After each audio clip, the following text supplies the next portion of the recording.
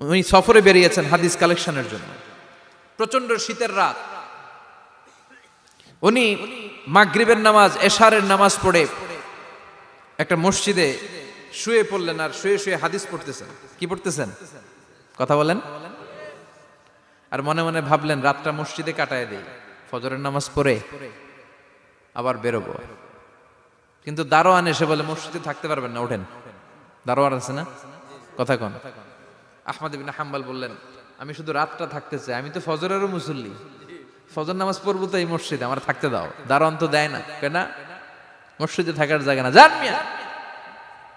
উনি যে আহমদ ইবনে হাম্বল এটা চিনে নাই, থাকতে দেয় না। কি করবে এখন? উনি কাঁথা গুছিয়ে হাদিসের কিতাব নিয়ে কাঁধের মধ্যে ব্যাগ নিয়ে মসজিদ থেকে বেরোয় গেলেন। কি আর করবেন, প্রচন্ড শীত, আর কাঁপতেছেন, বুড়ো মানুষ। পথিমধ্যে দেখলেন বাজার।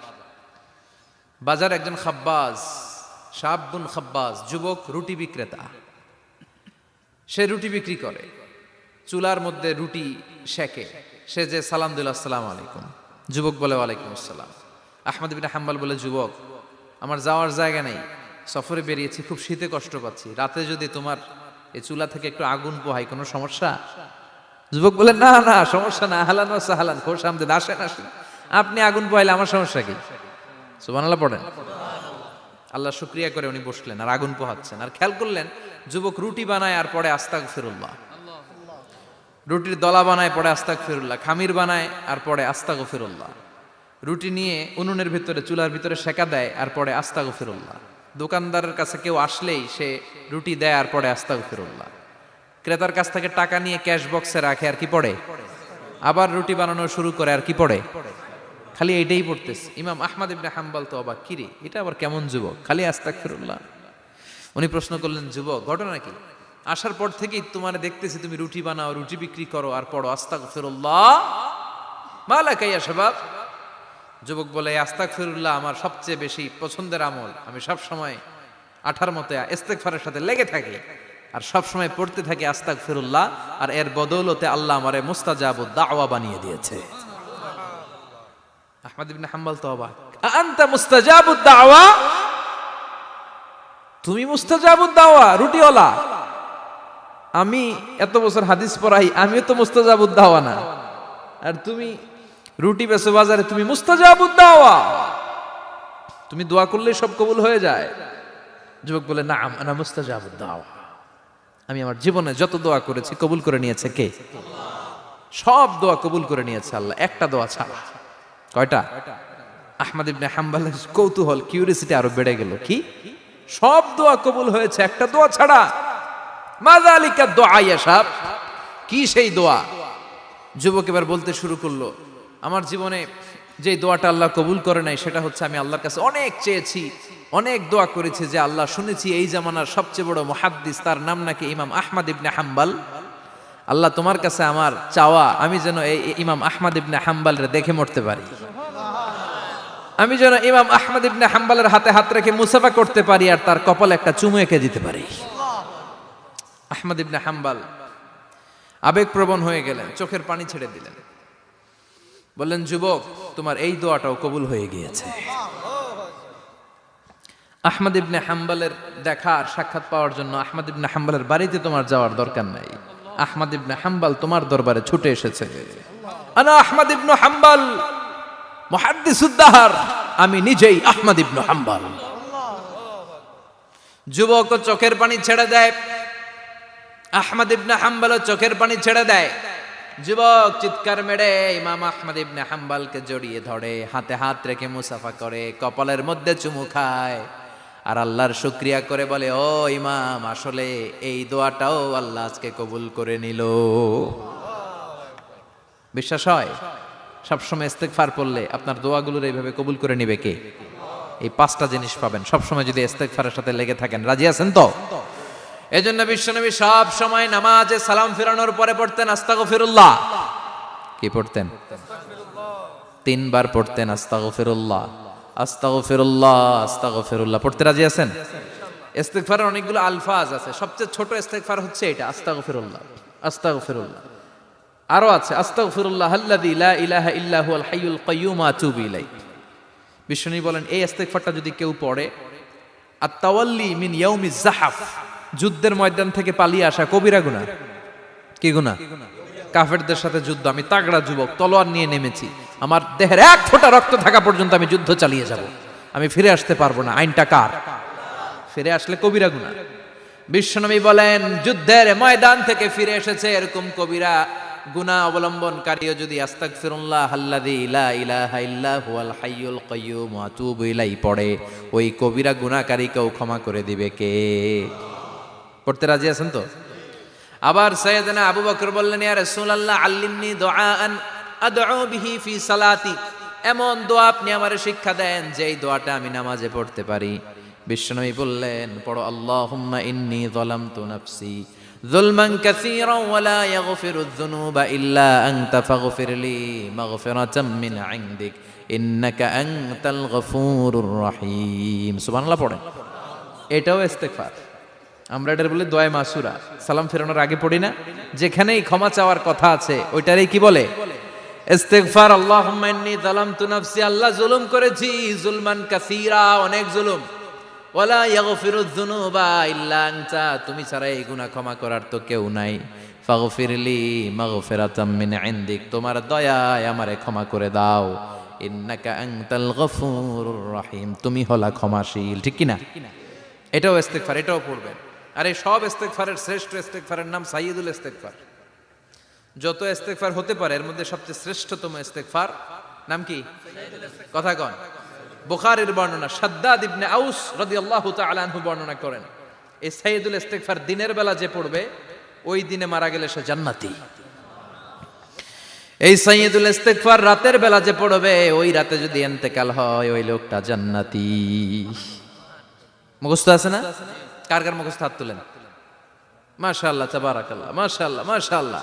আর যাদের নাই তাদের হোমওয়ার্ক, তাদের আল্লাহুম্মা আনতা রাব্বি লা ইলাহা ইল্লা আনতা খালাকতানি ওয়া আনা আবদুক ওয়া আনা আলা আহদিকা ওয়া ওয়া'দিকা মাস্তাতা'তু আউযু বিকা মিন শাররি মা সানা'তু আবুউ লাকা বিনি'মাতিকা আলাইয়া ওয়া আবুউ লাকা বিযামবি ফাগফিরলি ফাইন্নাহু লা ইয়াগফিরুয যুনুবা ইল্লা আনতা।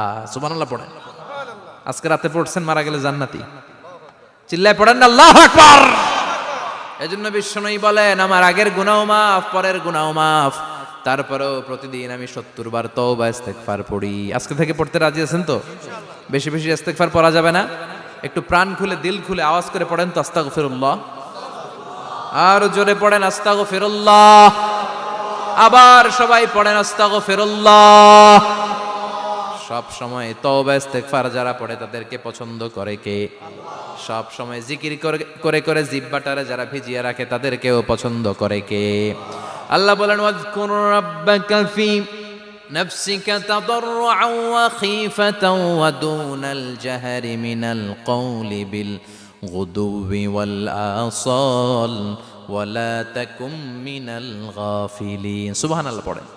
আল্লাহ বলেন ওয়াজকুর রাব্বাকা ফি নাফসিক, আল্লাহরে মনে মনে ডাকো, তাদাররুআন ওয়া খীফা, আল্লাহর জিকির করতে আল্লাহ বলেছেন ফি নাফসিক। বুঝতেছেন না অর্থ? ফি নাফসিকা, মনে মনে আল্লাহর জিকিরটা করো। তাদাররুআন ওয়া খীফা, তাদাররুআ মানে বিনয়ের সাথে, with full of humility, submission and humbleness, বিনয়ের সাথে আল্লাহর ডাকো। ওয়া খীফা, গোপনে গোপনে ডাকো। দুনাল জাহারি মিনাল কওল, চিৎকার চেঁচামেচি করে ডেকো না। কার কথা? আওয়াজ করে জিকির করো না। এই যে আমরা মাহফিলে লা ইলাহা ইল্লাল্লাহর জিকির করে, এটা তালিমান। উদ্দেশ্য কি? তালিমের জন্য আওয়াজ করে জিকির জায়েজ আছে, কিন্তু ব্যক্তিগত জিকিরের যে ইবাদতটা এটা আস্তে আস্তে হইতে হবে, এটা ভদ্রভাবে হতে হবে, চিল্লাচিল্লি করে নয়। আবার তালিমের জিকির ওইটাও ভদ্রভাবে। ইন্নাল্লাহা জামিল ইউহিব্বুল জামাল, আমার আল্লাহ সুন্দর, আমার আল্লাহর জিকিরের মধ্যেও সৌন্দর্য আছে না নাই? কিন্তু এদেশে জিকিরের ভেতরে লাফালাফি আছে না নাই? বেশি না কম? কি বসেন বসেন, হ্যাঁ বসে যান তো, অনেক ধরনের আছে জিকির। হ্যাঁ বসেন বসেন, বসে যান। হ্যাঁ হাইবার আলী, এটা কি আবার জালালি? তো এই যে ইন্নাল্লাহা জামিল ইউহিব্বুল জামাল, আমার আল্লাহ সুন্দর, আমার আল্লাহর জিকিরের মধ্যেও সৌন্দর্য আছে না নাই? তালিমের উদ্দেশ্যে সবাই মিলে জিকির করা যায়, কিন্তু চিল্লাফাল্লা করা যাবে না, লাফালাফি করা যাবে না, মাথা ডানে বায়ে ঝোলানো যাবে না, ঠিক কিনা? কিন্তু লাফালাফির জিকির আছে না নাই? লাফাইতে লাফাইতে, হ্যাঁ, গাছের আগায় বাঁশের আগায়, আবার যিনি জিকির পরিচালনা করে ওনার কান্দে যাই ওঠে, আছে না নাই? বিশ্বনবী সাহাবীদের নিয়ে জিকির করছেন, সাহাবারা লাফাতে লাফাতে খেজুর গাছের আগায়, হাদিসে আছে না এটা? বিশ্বনবী সাহাবাদেরকে নিয়ে জিকির করছেন, লাফাতে লাফাতে আবু বকর বিশ্বনবীর কান্দের উপরে, আছে হাদিসে আছে। এটা জিকির নয়। কি সুন্দর দেখেন, ইসলাম বোঝা কত সহজ।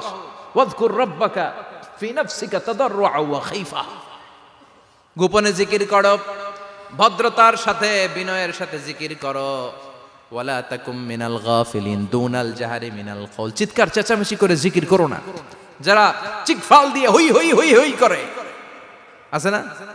হই হই হই হই হই হইয়ের ভিতরে আল্লাহর নাম আছে, হ্যাঁ? এই যে হুই হাই হুই হাই এই স্টাইলের যে জিকির, এটার ভিতরে আমার আল্লাহর নাম আছে? আল্লাহর নাম যদি না থাকে ওইটা জিকির হবে? কথা বলেন। বিষ্ণু বললেন, খবরদার, চিৎকার চেঁচামেচি করে লাফালাফি করে যারা জিকির করে এরা মনে করে আল্লাহ কানে শোনে না। কথা বলেন। আপনি গোপনেও আল্লাহর ডাকলে আপনার ডাকে সাড়া দিবে কে? এজন্য রাব্বুল আলামিন বলেন, ফাযকুরুনি আযকুরকুম ওয়াশকুরুলি ওয়ালা তাকফুরুন। বান্দা আমার জিকির তোমরা করো, আমিও তোমাদের জিকির করব, ঠিক কি না? আমরা যদি আল্লাহর জিকির করি আমাদের জিকির করে কে? সুবহানাল্লাহ কইবেন না? আমরা আল্লাহর জিকির করে, আল্লাহ নাকি আমাদের জিকির করে, জানো তো না কথা এটা। আবার হাদিসে কুদসিতে আল্লাহ বলেন, ফাইন যাকারানি ফি নাফসি যাকারতুহু ফি নাফসি। আমার বান্দা যদি একা একা আমার জিকির করে, আমি আমার বান্দারে একা একা স্মরণ করি। ওয়া ইন যাকারানি ফি মালাইন যাকারতুহু ফি মালাইন খায়রিম মিনহু। এরকম মহা সম্মেলন করে যদি কেউ আমি আল্লাহর জিকির করে, আমি এর চেয়েও বড় মহা সম্মেলন ফেরেশতাদেরকে নিয়ে করে আমার বান্দারে স্মরণ করি। ওয়া ইন তাকাররাবা ইলাইয়া শিবরান তাকাররাবতু ইলাইহি যিরাআন। আমার বান্দা যদি আমার দিকে এক বিঘত আসতে চায়, আমি আমার বান্দার দিকে এক হাত এগিয়ে যাই। আমার বান্দা যদি আমার দিকে এক হাত আসতে চায়, আমি আমার বান্দার দিকে দুই হাত যাই।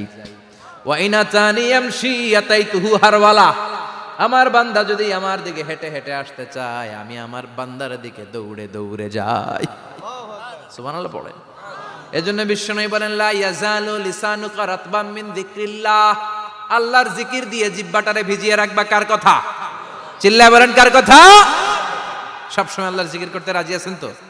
সবচেয়ে শ্রেষ্ঠ জিকির বিশ্বনবী বললেন, আফদালু যিকরি লা ইলাহা লা ইলাহা লা ইলাহা ইল্লাল্লাহু মুহাম্মাদুর রাসূলুল্লাহ সাল্লাল্লাহু। সবচাইতে শ্রেষ্ঠ জিকির লা ইলাহা, এর চেয়ে শ্রেষ্ঠ জিকির আছে? কথা বলেন। বিশ্বনবী বললেন, মান ক্বালা লা ইলাহা ইল্লাল্লাহ সিদকান মিন কলবিহি, একনিষ্ঠতার সাথে অন্তর থেকে কেউ যদি জীবনে একবার বলে লা ইলাহা ইল্লাল্লাহ, দাখালাল জান্নাহ। তার যদি পাপ থাকে, অন্যায় থাকে, ওই পাপ আর অন্যায়ের শাস্তিগুলার পরে কোনো না কোনো দিন আমার ওই বান্দা জান্নাতে ঢুকবে।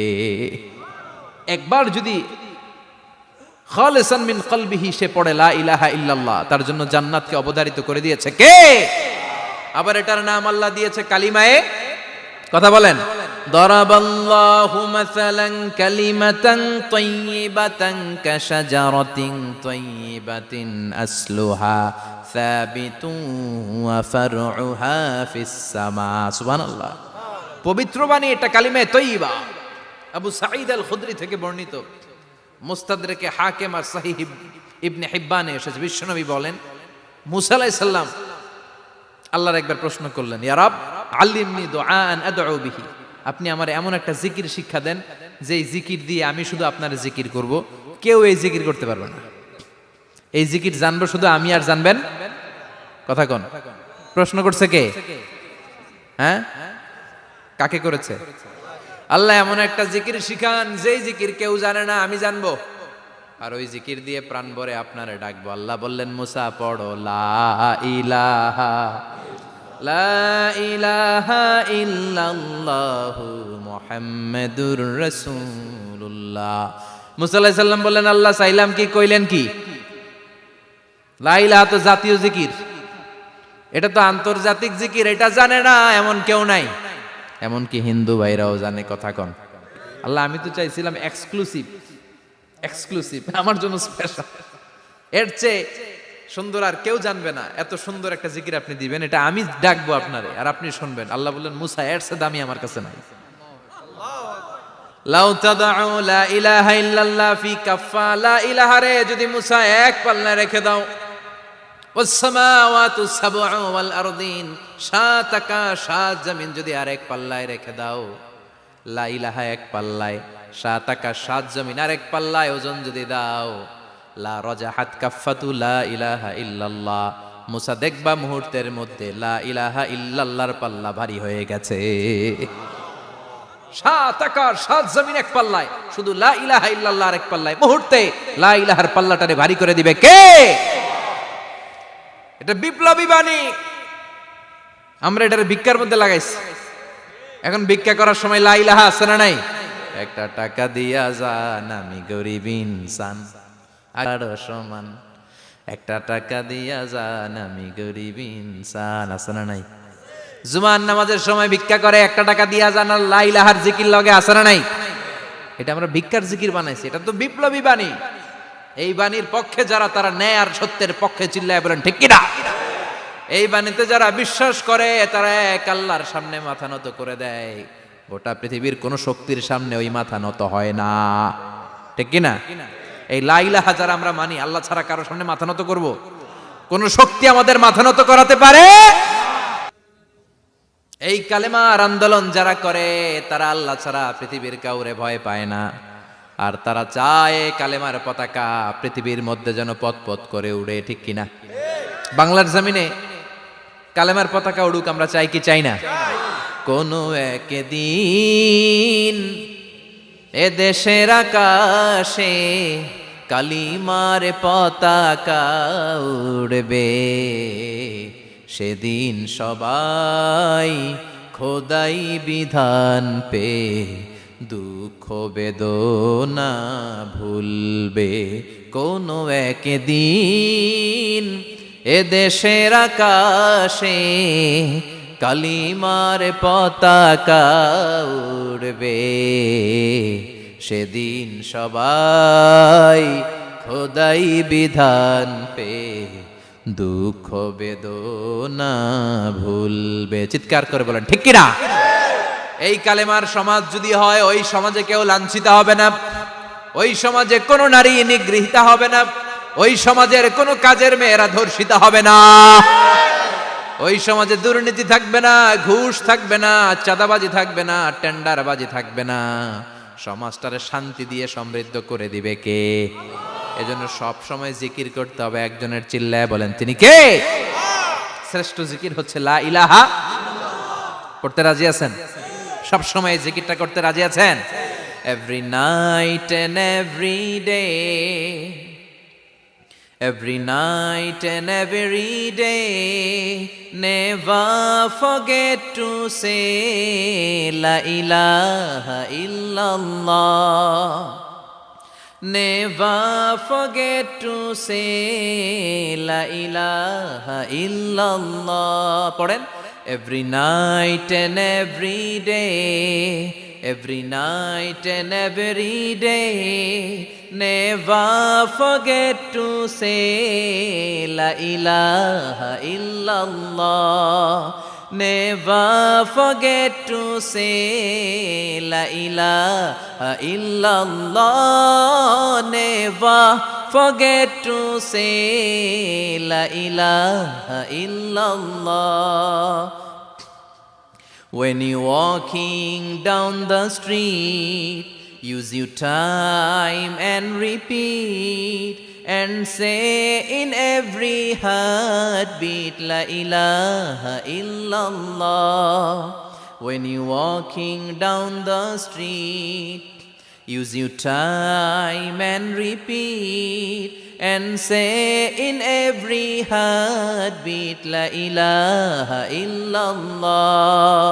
Every night and every day, every night and every day, never forget to say La ilaha illallah. চিল্লায় বলেন ঠিক কিনা? দিনে রাতে যে কোনো মুহূর্তে আমাদের জিহ্বার মধ্যে থাকবে কি? কথা বলেন, জিহ্বায় থাকবে কি?